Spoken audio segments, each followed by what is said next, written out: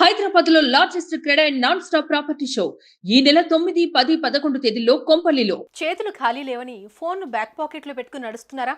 కెఫేలకు వెళ్ళి టేబుల్ పైనే mobile మర్చిపోతున్నారా?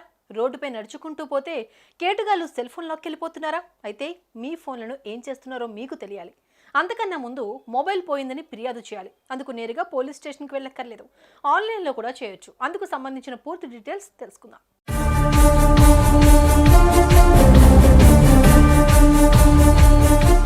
Cell phone లేకుండా ఓ రోజు ఎలా ఉంటుందో ఊహించుకోండి.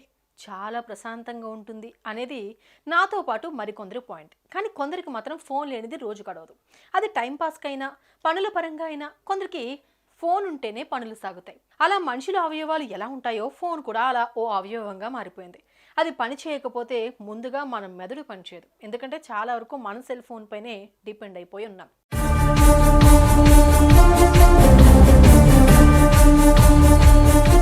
అలాంటి సెల్ ఫోన్లే టార్గెట్ చేసుకుంటున్నారు కేటగాళ్ళు. మనకు తెలియకుండానే మన ఫోన్లను జేబులో వేసుకుని వెళ్ళిపోతున్నారు. రోడ్డు పక్కన నడుస్తున్న బస్సులు, రైళ్లు, ఆటోల్లో ప్రయాణిస్తున్న, బైకులపై వెళ్తున్న, ఆఖరికి జేబుల్లో ఉన్న క్షణాల్లో మాయం చేస్తారు. ఏం జరిగిందా అని మనం తేరుకునే లోపే వాళ్ళు మన కంటికి కనిపించకుండా పోతారు. మరి అలా దొంగతనానికి గురైన ఫోన్లు ఎక్కడికి పోతున్నాయి? మన ఫోన్ మన చేతికి వచ్చేదెలా?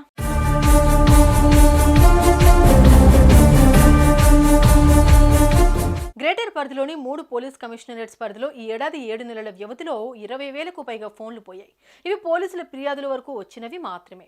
కొందరు పోతే పోనీలే అని వదిలేసుకునేవారు చాలా మంది ఉన్నారు. అయితే రాష్ట్ర వ్యాప్తంగా 7 నెలల్లో పోయిన ఫోన్లలో 21,193 సెల్ ఫోన్లను స్వాధీనం చేసుకోగా వారిలో 8,012 మొబైల్స్ గ్రేటర్లోని 3 కమిషనరేట్స్ పరిధిలోనివే.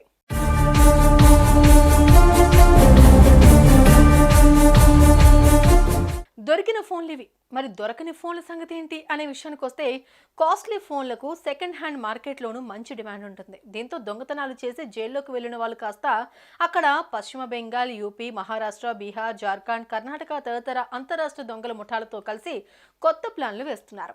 ఫోన్ నెంబర్లు మార్చుకుని బయటకు వచ్చిన తర్వాత గ్యాంగ్గా ఏర్పడి మళ్ళీ జైలుకు వెళ్లే పనులే చేస్తున్నారు. అలా ఏర్పడిన ముఠాలు ముందుగా ఆ సెల్ ఫోన్లు దొంగతనం చేసి దొరకకుండా ఉండేందుకు IMEI నెంబర్లు ట్యాంపరింగ్ చేస్తారు. ఆ తర్వాత కాస్ట్లీ ఫోన్ల పార్ట్స్ను దుకాణాల్లో అమ్ముతుంటారు. మామూలుగా ఉన్న ఫోన్లను మాత్రం ఎక్కువ ధరకు సుడాన్, బంగ్లాదేశ్, నేపాల్, శ్రీలంక తదితర దేశాలకు పంపిస్తున్నారు. ఇలాంటి ముఠాలను పోలీసులు అరెస్ట్ చేస్తున్న ఈజీ మనీ కోసం మరిన్ని ముఠాలు పుట్టుకొస్తూనే ఉన్నాయి.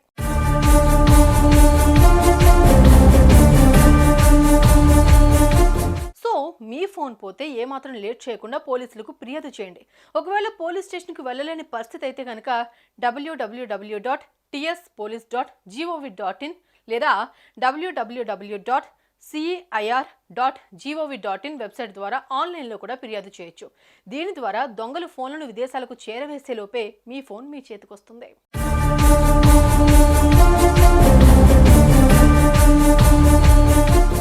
సో ఫోన్ల దొంగల ముఠాలు ఎక్కువైపోయాయి. కాబట్టి మీ జాగ్రత్తలో మీరు ఉండటం ఎంతకైనా బెటర్.